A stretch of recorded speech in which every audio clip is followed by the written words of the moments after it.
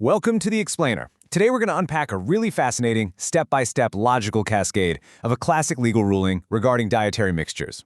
We'll be looking closely at a highly specific scenario involving the strict separation of meat and dairy, and we're going to analyze how a single, tiny physical event can trigger an absolute, unstoppable chain of legal consequences that transforms an entire meal. Here is our agenda for today. First, the kitchen mishap. Then, a newly forbidden entity. Third, the rule of same type. After that, can flavor be wrung out? Then we'll look at the one-way prohibition, and finally, measuring the mixture. Okay, let's jump right into Section 1, the kitchen mishap. To set the stage, I want you to imagine a highly relatable, inciting incident right at the dinner table. Picture a simmering pot of meat stew on the stove. Accidentally, just a single drop of milk splashes over and falls right onto a piece of meat cooking inside that pot. The immediate practical question we have to ask is, does this tiny drop ruin the piece of meat? And beyond that, does it ruin the entire pot?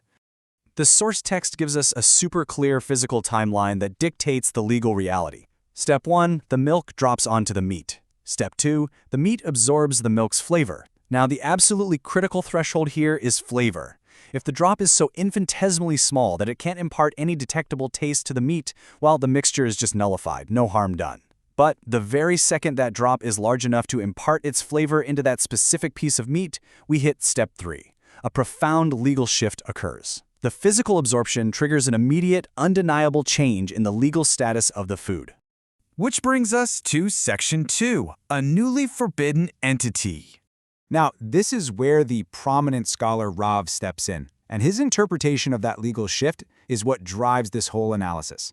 You might naturally think, okay, the meat just has some forbidden milk absorbed inside it, right? But Rav argues something far more radical on a strict Torah level.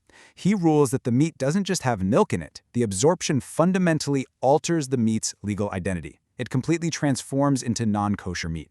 It becomes a brand new, inherently forbidden object in its own right.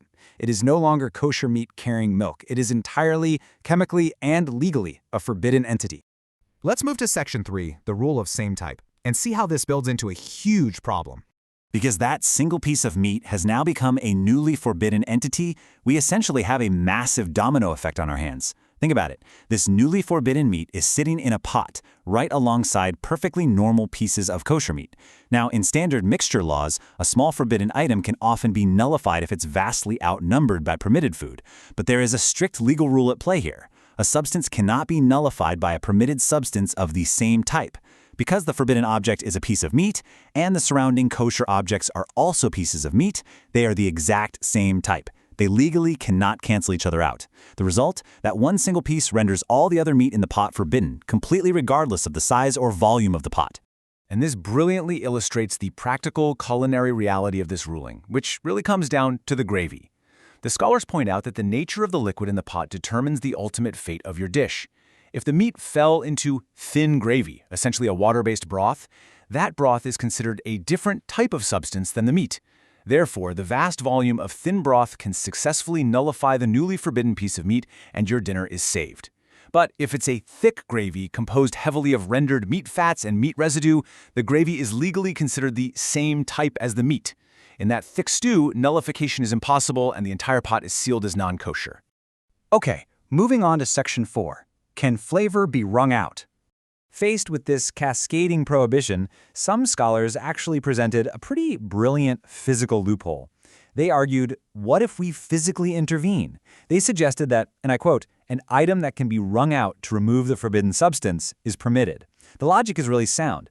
If the prohibition is caused by the absorbed milk flavor, and you can physically squeeze, wash, or wring that flavor right back out of the meat, shouldn't the meat revert to its original, permitted status? It separates the physical ingredient from the legal state. So the crucial takeaway here is that Rav strictly, absolutely rejects this loophole. For Rav, the legal transformation of the meat into a non-kosher entity is absolute and permanent.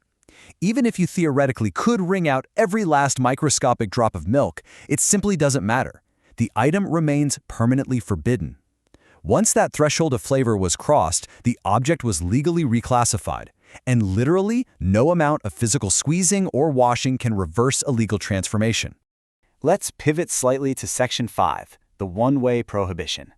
Now, there is a core asymmetry here, based directly on Torah law. The Torah explicitly states, "You shall not cook a kid in its mother's milk." The scholars analyze this specific phrasing and point out that Torah law explicitly targets the kid, meaning the meat. Therefore, meat cooked in milk is aggressively forbidden and legally transformed, exactly as we've just seen. However, in the reverse scenario, looking at the milk that the meat was cooked in, the milk itself is not inherently the target of the biblical verse. So, under highly specific, tightly controlled conditions, the milk itself might not be legally transformed and could potentially remain permitted. So imagine exactly how this asymmetry plays out in a real kitchen scenario. An olive bulk of meat drops into a large pot of milk. Step 2 is the critical thermodynamic reality. The pot is actively boiling. Because it is boiling, the meat continuously absorbs the milk, but the physical pressure actually prevents it from expelling its own meat flavor back out into the liquid. Step 3, a quick-thinking cook removes the meat immediately, while the pot is still boiling hot. And Step 4, because the meat only absorbed and never expelled its flavor, the surrounding milk remains completely uncontaminated and permitted. The meat is totally ruined, but the milk is saved.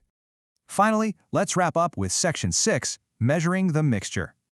In all of these complex legal cascades, there is a strict standard of measurement for legal liability. That measurement is exactly 1 olive bulk. This is the minimum volume required to face formal Torah-level liability, such as being flogged for actually consuming these forbidden mixtures. If someone eats half an olive bulk of meat and half an olive bulk of milk that were cooked together, they generally don't combine to form liability unless they are consumed from a larger, fully integrated prohibited mixture. The law requires a precise physical volume to trigger the ultimate Torah penalty.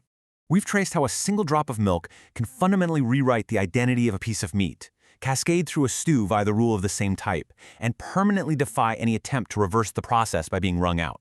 And I think this leaves us with a really provocative final thought to take away from this explainer. If the invisible absorption of flavor is powerful enough to permanently and irreversibly transform an object in the eyes of the law, at what point does our food stop being a simple physical ingredient and start being a binding legal conclusion?